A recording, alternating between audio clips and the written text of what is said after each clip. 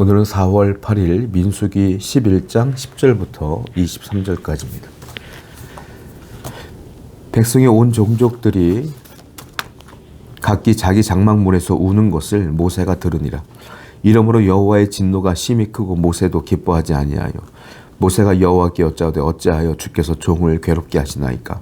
어찌하여 내게 주의 목전에서 은혜를 입게 하시고 이 모든 백성을 내게 맡기사 내가 그 짐을 지게 하시나이까? 이 모든 백성을 내가 배웠나이까? 내가 그들을 낳았나이까? 어찌 주께서 내게 양육하는 아버지 젖 먹는 아이를 품듯 그들을 품에 품고 주께서 그들의 열조에게 맹세하신 땅으로 가라 하시나이까? 모세가 보니까 각 장막에 사람들이 거주하고 있을 거 아니에요. 집에서 사람들이 우는 소리가 막 들리는 거예요.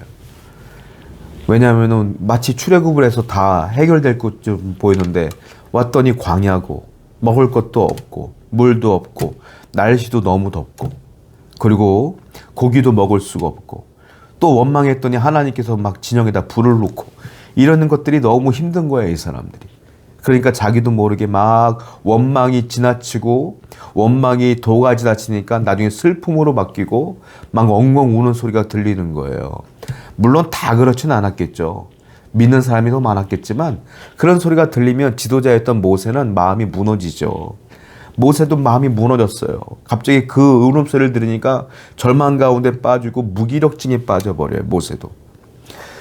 그러면서 모세는 하나님께 나가서 솔직하게 자기 심정을 고백하기 시작합니까? 하나님, 내가 저 사람들을 배웠습니까? 내가 저 사람들을 낳았습니까? 왜 저 사람들을 나한테 맡겨서 저 사람들도 힘들고 나도 힘들고 이 거대한 200만 명이 넘는 민족을 이 부족한 내가 어떻게 이끕니까? 아무것도 공급해 주지 못하지 않습니까? 라고 하나님께 하소연하듯이 기도하는 것을 보게 되죠. 놀라운 장면이에요. 뭡니까? 모세는 우리가 볼 때 참 위대한 영도자 아닙니까? 그런데 그 모세도 사람들의 원망과 불평과 그리고 울음소리를 들으면서 본인도 절망에 빠져요. 본인도 무기력증에 빠져버려요. 본인도 괴로워요. 아무리 영적으로 훌륭해도 사람이기에 절망 가운데 빠질 수 있어요. 무기력증에 빠질 수 있어요. 모세도 그랬는데요. 우리라고 안 그러겠습니까? 성도들 가운데 저 사람 신앙이 참 좋아. 그런데 맨날 원망하고 불평하고 어떻게 저렇게 맨날 울고 할까라고 하는 분들이 있잖아요. 그럴 수 있는 거예요. 삶이 어렵고 힘들면 아무리 신앙이 좋아도 무너져 내릴 수가 있는 것입니다. 그런데 모세는요, 어떻게 얘기하는지 아세요? 그 무너진 심령을 갖고 하나님께 그대로 나아가요. 그리고 솔직한 자기의 심정을 하나님께 그대로 다 쏟아부었습니다. 이걸 뭐라고 말합니까? 기도. 모세는 그 무기력증에 빠져있는 자신의 모습을 두고 그냥 주저앉는 것이 아니라 그 상황을 들고 그대로 하나님께 나가서 기도했기 때문에 하나님은 그 기도에 응답하시고 모세를 위로하십니다. 성도 여러분, 아무리 절망하는 어려움이 있어도 아무리 힘든 난관이 있어도 그대로 가지고 하나님께 나가서 기도하시기 바라요. 그 기도를 통하여 하나님은 여러분들을 위로하실 것이며 이기게 해주실 줄로 믿습니다. 16절 여호와께서 모세에게 이르시되 이스라엘 노인 중에 내가 알기로 백성의 장로와 지도자가 될 만한 자 70명을 모아서 내게 데리고 와 회막에 이르러 거기에서 너와 함께 서게 하라. 내가 강림하여 거기서 너와 말하고 내게 임한 영을 그들에게 임하게 하리니 그들이 너와 함께 백성의 짐을 담당하고 너 혼자 담당하지 아니하리라. 그러니까 모세가 너무 과중한 책임을 지고 있으니까 하나님께서는 이렇게 말씀하셔요. 모세야, 힘들구나. 그래, 힘들지? 하나님은 모세에게 뭐라고 하지 않아요. 힘든 거 하나님도 아시거든요. 그리고 뭐라고 말합니까? 백성 중에 나이 많은 사람 가운데 장로감, 지도자감들이 좀 있지 않느냐? 70명을 좀 뽑아와서 회막에 앞에 서게 하라. 너도 같이 서라. 내가 너에게 준 그 임재의 영을 그들에게도 내가 똑같이 부어주리라. 이렇게 말씀하세요. 그래서 모세 옆에는 70명의 리더를 하나님이 세워주신 것을 보게 되죠. 그래서 모세의 과중한 업무를 그 70명이 함께 나누어 갖는 거예요. 그리고 그 70명은 모세를 도울 준비가 되어 있었던 사람들이에요. 여러분, 하나님의 일은 이런 거예요. 하나님의 일은요, 혼자 감당할 수 없어요. 하나님의 일은 서로 일을 나누는 겁니다. 그리고 돕는 거예요. 서로 격려하는 겁니다. 그럴 때 교회가 세워지고 하나님의 역사가 이루어지는 거예요. 저는 어린 시절 때 시골교회에 있었거든요. 시골교회 목사님은 거의 만능이었어요. 만능 다. 목사님이 혼자 다 했어요. 제가 예전에 어린 시절 때 생각해보니까 다 그런 것 같아요. 목사님들이 얼마나 힘들었는지 몰라요. 목사님들은 다 알아야 돼. 다 경험해봐야 돼. 심지어 법적인 문제가 생기면 변호사를 찾아가는 것이 아니라 성도들이 다 목사님을 찾아와. 목사님이 법에 대해서 어떻게 알아요? 그러니까 목사님들은 다 알아야 돼.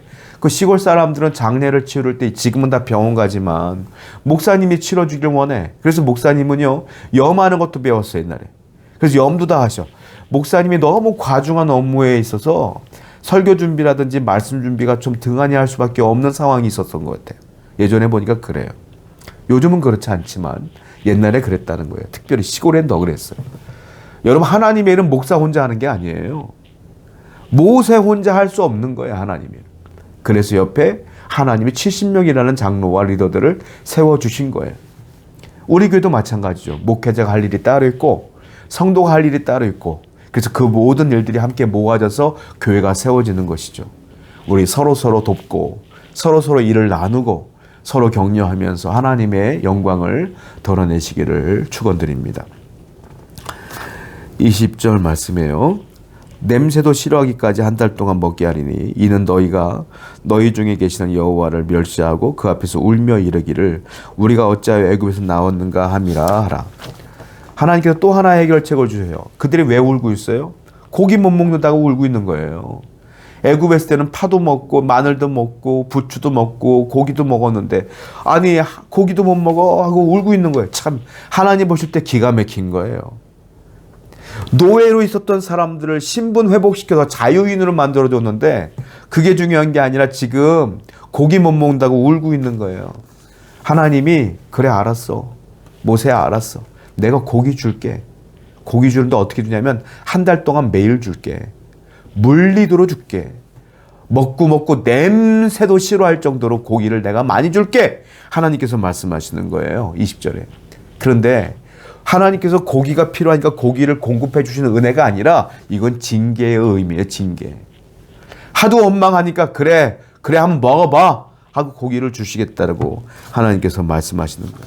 성도 여러분, 하나님께서 이렇게 주시는 건 은혜가 아니에요. 하나님께서는 여러분들의 필요를 잘 아십니다. 필요를 잘 아시기 때문에 적당한 시간에 적당한 만큼 하나님이 공급해 주실 거예요. 그러므로 하나님을 신뢰하며 기다리는 믿음도 필요한 거예요. 오늘도 원망하지 말고 감사로 하나님께 소망을 두고 기다리는 여러분 되기를 축원드립니다. 성도는 하나님을 시험하는 존재가 아니라 하나님께 감사하는 존재가 되어야 돼요. 여러분들은 이와 같이 감사하는 존재가 되어야 됩니다. 21절입니다. 모세가 이르되 나와 함께 있는 이 백성의 보행자가 60만 명이온데 주의 말씀이 한 달 동안 고기를 주어 먹게 하겠다 하시오니 그들을 위하여 양떼와 소떼를 잡은들 조카오며 바다의 모든 고기를 모은들 조카오리이까.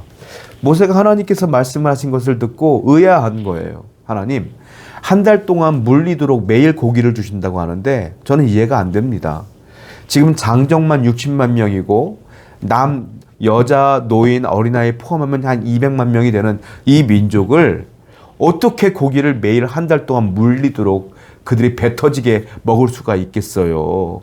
양떼가 그만큼 됩니까? 소떼가 그만큼 됩니까? 하물며 물고기가 그만큼 됩니까? 어렵지 않겠어요? 라고 말하는 거예요. 모세도 현실에 매몰되다 보니까 모세가 바라보는 건 광야예요.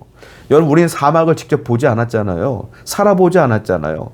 모세도 사막에 살아보니까 먹을 것이 없고 고기가 없으니까 모세도 그 현실에 매몰된 거예요. 그래서 하나님이 어떤 분인가를 잠깐 잊어버렸어요. 모세도. 여러분, 그래요. 우리가 현실에 매몰되면 하나님을 잊어먹어요. 현실의 장막 앞에 우리가 탁 무너져 버리면 하나님이 어떤 분인가를 까먹어. 잠시 동안 잊어먹어요. 모세도 순간적으로 잊어먹은 거예요. 하나님은 어떤 분입니까? 10가지 재앙을 통하여 출애굽을 시킨 분, 메뚜기 떼를 보내신 분, 개구리 떼를 보내신 분, 먼지를 이로 만드신 분, 장자의 죽음을 이루신 분, 나일강을 피로 만드신 분, 홍해를 가르신 분, 그분이 하나님이시잖아요. 모세는 잠깐 잊어먹었어요. 현실 때문에. 여러분, 우리의 신앙은 이래서는 안 돼요. 현실이 아무리 어려워도 하나님은 잊어서는 안 돼요. 하나님은 불가능이 없으세요. 하나님은 만군의 여호와이시며 창조주이시며 여러분들의 구원자이십니다. 이 사실을 절대로 잊어서는 안 된다라는 거죠. 23절에 이 얘기를 듣는 하나님이 이렇게 말씀하셔요. 여호와께서 모세에게 이르시되 여호와의 손이 짧으냐 네가 이제 내 말이 내게 응하는 여부를 보리라. 하나님께서 모세의 말을 듣고 뭐라고 말해요? 모세야, 내 손이 짧냐? 여호와의 손이 짧냐? 이렇게 말하는 거예요. 내 손이 안 닿는 데가 있겠냐? 이 말이에요. 내가 다 할 수 있어 이 말이에요. 하나님은 전지전능하신 분이다라는 것이죠. 성도 여러분, 하나님의 손은요 짧지 않습니다. 이 온 세상에 하나님의 손이 닿지 않는 곳이 없어요. 여러분들의 인생에도 하나님의 손이 닿을 겁니다. 굳건히 믿고 하나님을 의지하는 여러분 되기를 축원드려요. 기도하겠습니다. 하나님의 전지전능하심을 믿고 현실의 어려움을 이겨낼 수 있는 성도가 될 수 있도록 도와주시옵소서. 예수님의 이름으로 기도드렸습니다. 아멘.